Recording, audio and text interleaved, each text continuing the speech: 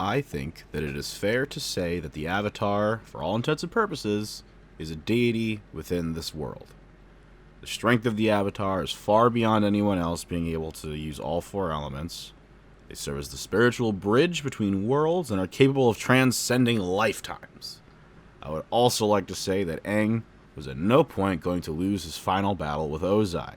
I could go more in depth in this for another video at another time, but he is a god figure, and Ozai is a mere mortal. Even with Sozin's comment, he was nowhere near as formidable as the Avatar.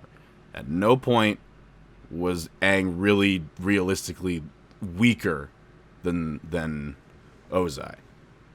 The only moment of concern throughout the fight was when Aang was wounded on his when he hits the rock on the wound on his back, and he's reminded of who he is.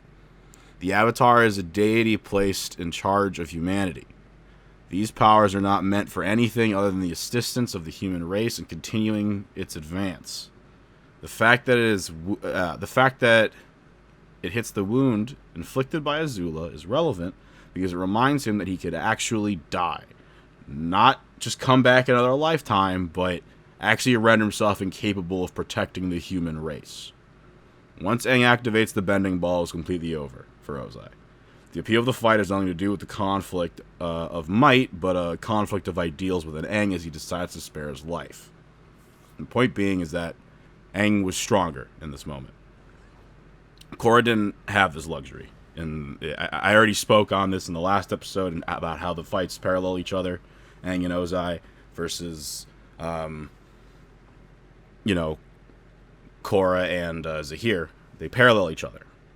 And Korra only really won against Zahir because of Jinora and the other airbenders. Korra was too weak in this moment, and it's sort of fully reinforced by the fact that she couldn't even use the bending ball in the fight, right? For all intents and purposes, Korra lost that fight. So now let's imagine that she has the same thought process as Aang, and that they are, technically the same person, on some conscious level at the very least. So let's assume they have the same thought process, and she comes to the same conclusion that it is her duty to stay alive and to help guide humanity. And she has failed. This is the setup for Season 4 of Korra, and it depicts her coming to terms with her lowest point in the entire series. Let's get into it.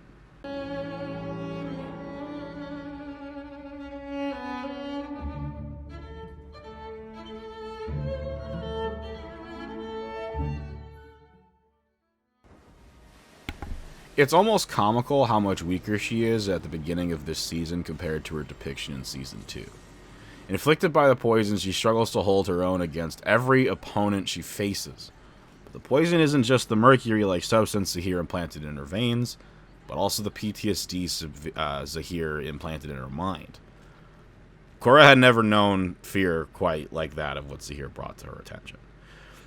The idea that she could end the cycle completely caused her PTSD because it was truly the worst thing she could imagine. Korra has always identified herself as the Avatar. First and foremost, she is the Avatar. She was deathly afraid of losing her bending.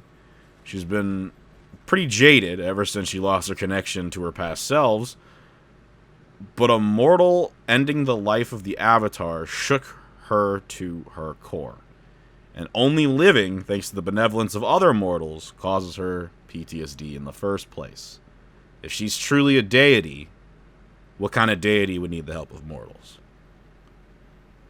But Korra must suffer this depressive state at this point, specifically in the series, in order to juxtapose the incredible rise in power that humanity displays this season. Kuvira and the Earth Kingdom, Asami and Varric, all are responsible for an innumerable amount of growth in technology over the course of the show. The power they display may even outweigh the Avatars by the end when they get the spirit gun weapon thing. Unalaq, Jinora, and Zahir all greatly outweighed her spiritual abilities to the point where she has to ask Zahir for help in this season. But it all goes back to Season 1, when Korra realized that the people that are prejudiced, or again, that there are people that are prejudiced against benders, and that they even hate her specifically. She had lost the confidence of humanity.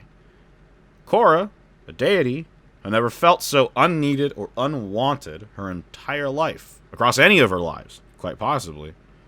So she is forced to ask herself a question. Does the world even need me anymore? The bulk of the season is her trying to find an answer to this question. It's pitiful seeing how many times she gets her butt kicked in this season, because this season emphasized the idea that the world may not need or even want the Avatar anymore. She must physically get her strength back, spiritually cleanse herself, and have time for her mind to really recover in order for her to really find the answer to that question. And her answer? I am. Therefore, I am needed.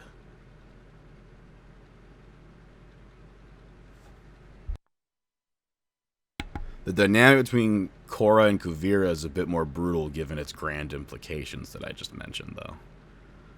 Amon and Zahir saw themselves as mere mortals trying to fix the world. They didn't compare themselves to gods.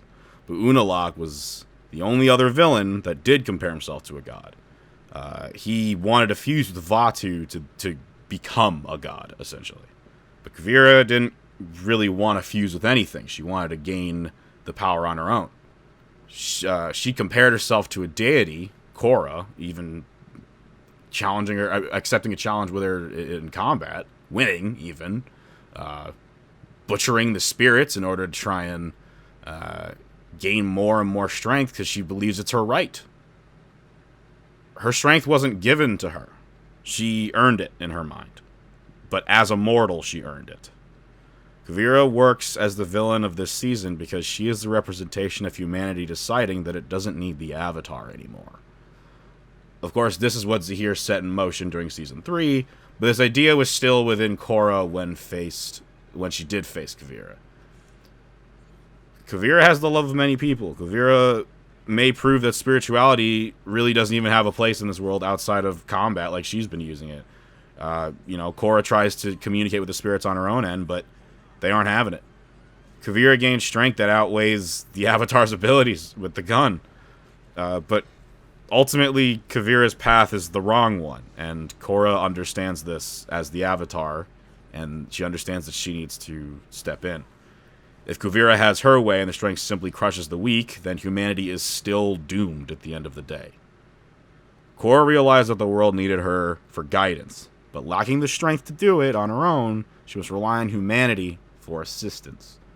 Korra amassed the entire crew capable of helping her fight in one giant battle because she was finally able to come to terms with her own mortality. She may be a deity-like figure, but she is still human at the end of the day.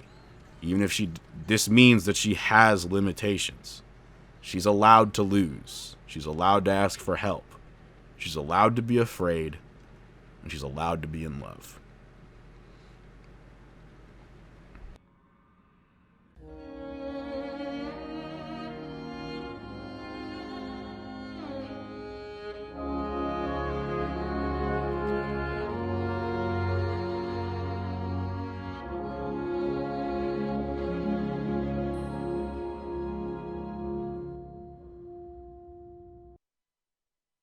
So, final thoughts on Korra. I wanted to kind of come back to my analogy on the fight that she has with Zahir being represented by the Gathering Storm.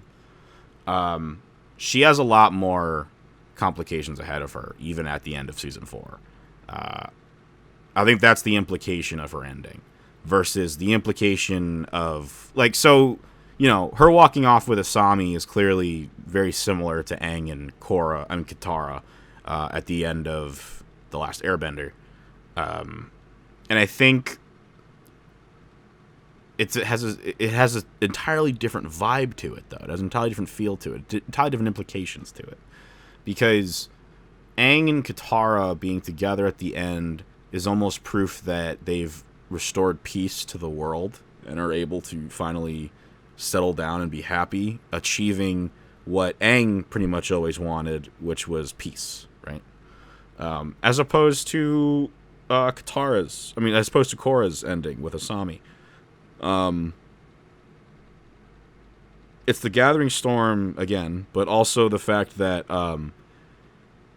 it still has this implication that she is going to go on an adventure of some kind with Asami, right? They're gonna, wander off together and just kind of do their own thing. This is more representative of something for Korra to do because she's continually just a more adventurous type person. She likes the conflict. She enjoys that sort of thing, and she's finally mature enough to really be able to solve it properly. She knows she can use other people to help her out, and she's strong. She got all the poison out of her, mentally and physically. I would have loved it if the show could have kind of kept going in this vibe, each season just kind of a new villain, new stuff going on. It obviously didn't feel quite like The Last Airbender as an adventure, because The Last Airbender, again, is about becoming the Avatar, versus Korra being about the duties of the Avatar. But I did enjoy it as a continuation of The Last Airbender, honestly. It emphasized the world a bit more and continued it forward. I thought it was a great ride at the end of the day. And I do recommend it to everybody. I hope you guys enjoyed these sort of dives into how I think about these types of shows. And I hope you stick around to see some others that I might do in the future. Good night, and see ya.